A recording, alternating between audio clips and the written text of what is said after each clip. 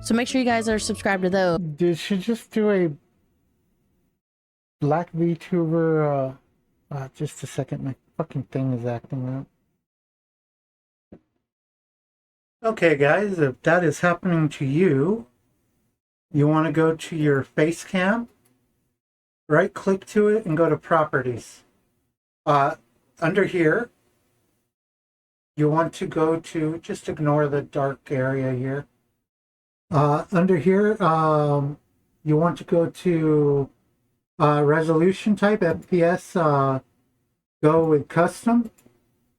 Make sure you got the resolution. You have to actually click on the little dot and choose whichever one you want.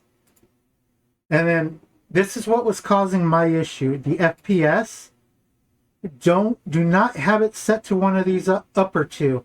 Make sure you set it to 30, because mine was defaulting it to 60 and my webcam is lower quality, so it doesn't work as well at 60. It causes an overload in the in-camera memory thing, and that's what's been causing the issue. So go with FPS 30, video format, just MPJPG